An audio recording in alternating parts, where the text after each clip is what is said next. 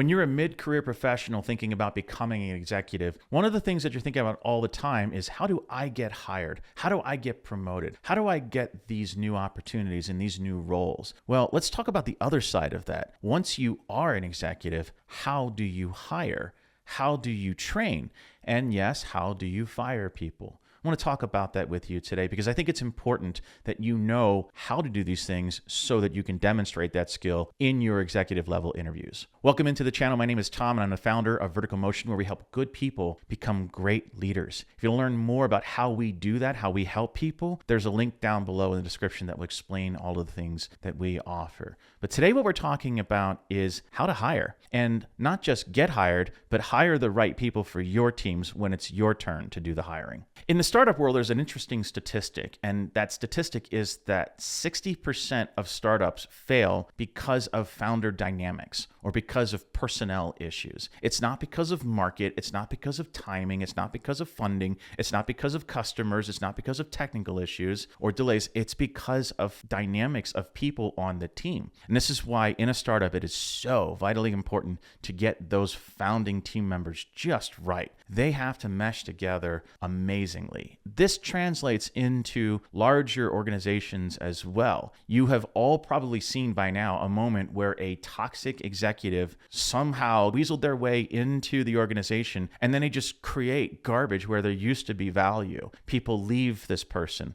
People don't leave companies, they leave people. And so when toxic people show up and they start destroying value around them, well, eventually they'll get found out. But in the meantime, there's a lot of people whose quality of life just deteriorated, and to the point where they had to leave the organization to get back to some semblance of quality of life. You may have been one of those people. You know what it's like to have a new boss put over your head who is garbage at leadership, right? Well, somebody hired that person. And how did that mistake happen? That's what I want to talk about, because it's so important to get hiring right. You can destroy your organization or you can make your organization thrive depending on the people that you bring in. So in my early days as a CEO, we had a startup that grew to about 54 employees back in the early 2010s. And I remember that my style of hiring was basically I would ask 3 questions after they were technically qualified by the team that was, because mostly these were technical hires. And my 3 questions were, could you do the job? Will you like the job? And will we like you? And they kind of point to what's really important in making sure you have the right person in the right seat. So these 3 questions are indicative of what's important for a leader to know. But what I have learned over time is that there are ways to not only qualify whether someone is a good fit for an organization, there are ways to quantify that too. And I have absolutely fallen head over heels in love with the concept of psychometrics. Psychometrics is this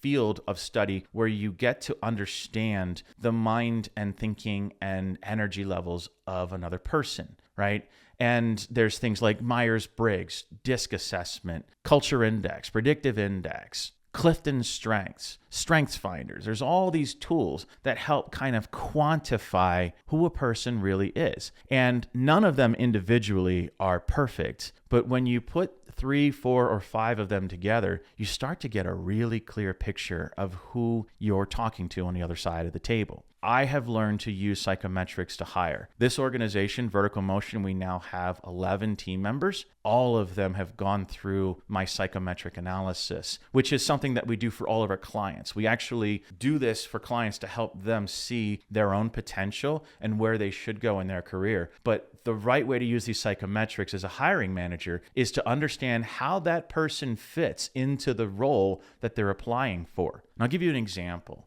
So one of our team members, Cal, he's a pretty quiet guy. He's very introverted. He's super awesome. He's a great guy, very intelligent, and he loves to dive deep into learning new technologies and learning new skills and learning new things. And this is amazing. I could never put Cal in a sales role. It doesn't make sense for someone who doesn't love social interaction to have to get on the phone 10 times a day. That doesn't feel right for someone like him. But instead, he can dive into the back-end systems and all the tools that we use to make sure that clients are moving forward in their journeys and that the people out here on social media actually are the right people watching this podcast content. He can look at all those analytics and tell us what we need to know. So when I hired Cal, I had him go through this battery of psychometrics, and he came back with his psychometrics saying he was perfectly suited for this back-end kind of work, that he wants to be kind of behind the scenes. He wants to learn a lot. He wants to have a lot of autonomy. He wants to be able to dive deep and understand tools and processes better and better and better. In Culture Index, we call this a craftsman, someone who's very detail-oriented and can do the same thing over and over again. Major League Baseball players tend to be craftsmen because who else could take 1,000 ground balls a day every day for 30 years? I certainly can't.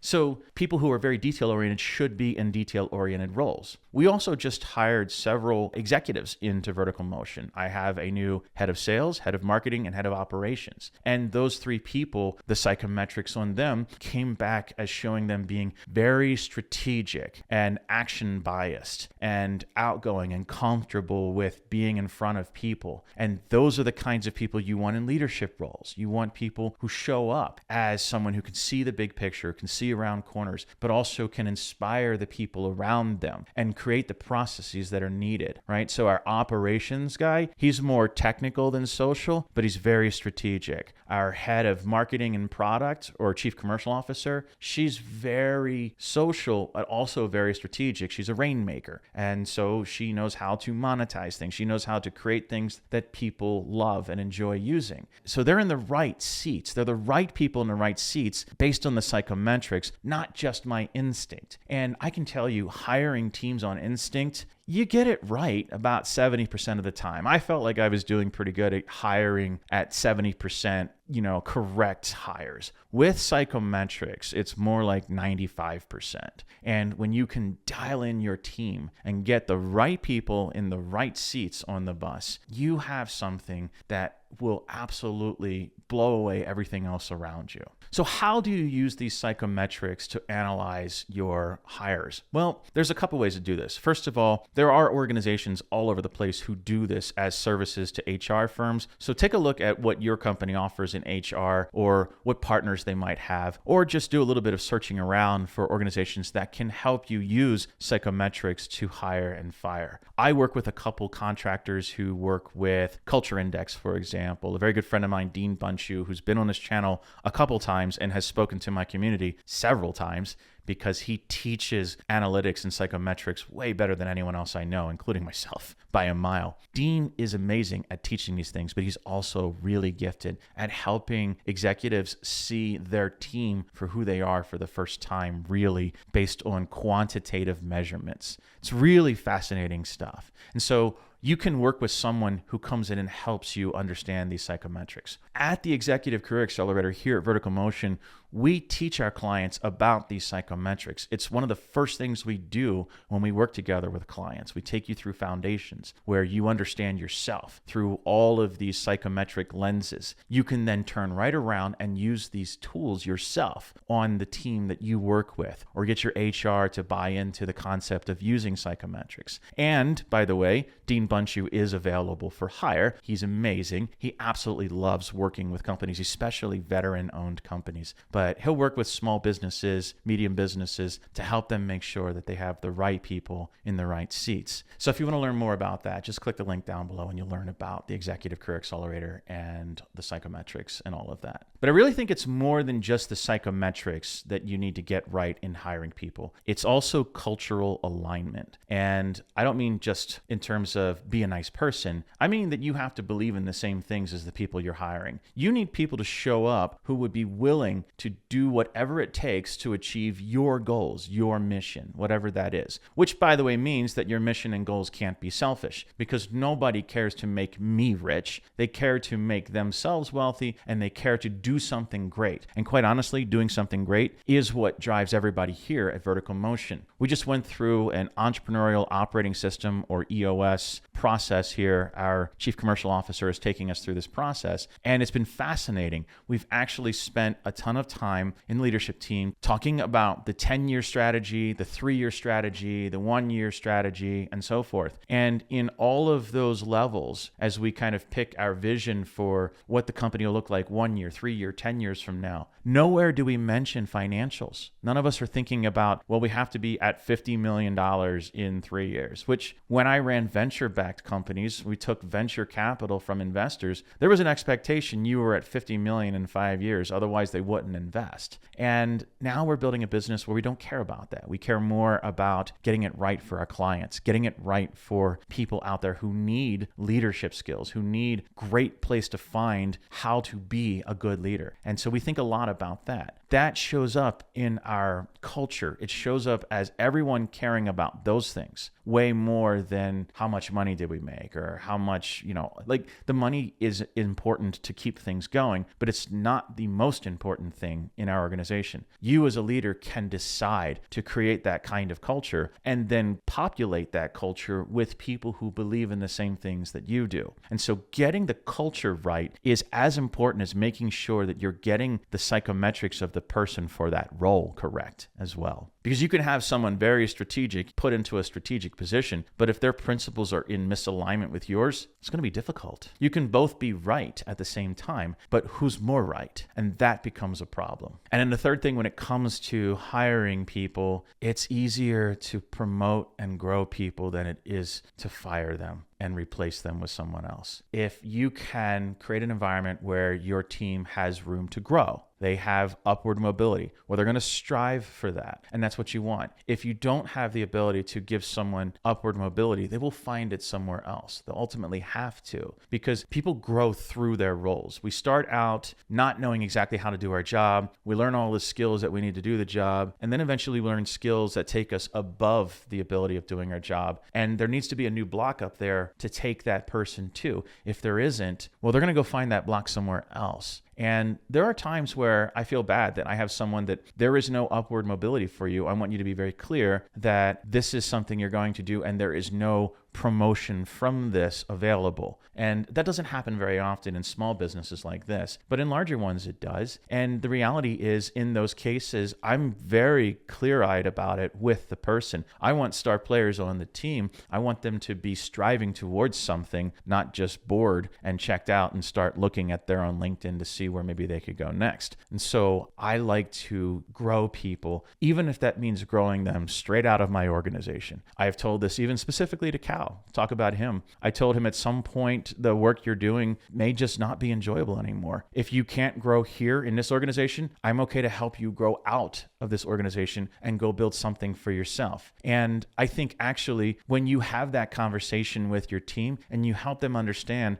that you are here to help them grow as leaders, even if that means them growing past you or into a different organization, then that's actually something that they're going to want to lean in more, helping you. And now you have someone in your network who really values and respects you as a leader. They might go to an organization that you come to in a couple years. And so it's important to be growing your team, right? Great leaders multiply value, and you do that by creating more leaders around you. So when you think about your team, don't just think about them at how good they are at what they're doing right now. Always be looking for how you can help them grow. What else can you delegate to them? What kind of new role can you create for them? Because when you have to fire someone, that's usually a reflection on the manager. The manager made a mistake. You hired the wrong person. You didn't motivate the person well, or you let something else happen. Maybe there was something toxic in their environment, or they became toxic themselves. All of these things, when we have to fire someone, it's a terrible feeling. It's actually, I feel like firing people is a failure, and I hate doing it, but you have to make sure that the rest of the team feels comfortable that you are upholding the cultural values for the team. Because the truth is that culture is the least desirable behaviors that leadership will tolerate in people. So those are 3 tips on how you can hire well. 1, use psychometrics. I love Culture Index specifically. If you want to learn more about that, send us a DM and we'll help you get connected with people. But go check out Culture Index. It's my favorite psychometric analysis tool, but there are dozens out there and they're all very powerful. Psychometrics will help you quantify what you see in people and whether they're the right personality for the right kind of role. The second is making sure that you have cultural alignment with your team that you're hiring, making sure that you're bringing in people into your organization who see the world the same way you do. It's really important that there is full alignment in a vision, a shared vision between you and the team members that you bring in. And third and finally, make sure that you always have room for the people you hire to grow, even if that means growing them straight out of your organization at some point. Let them grow here and move on, and let them hire or let them find their replacement with your support. This is how you can grow great networks and have people respect you across the industry. So if you can do those three things well, you will know how to hire well, which, by the way, this will be helpful in understanding what good hiring managers look for. So that's what I know about hiring. If you can do those three things well, you'll hire well. And if you hire well, you'll be successful as an executive. That's what I got for you today. I hope this was valuable. Let me know if it was by leaving a comment down below, and I will see you in another one soon.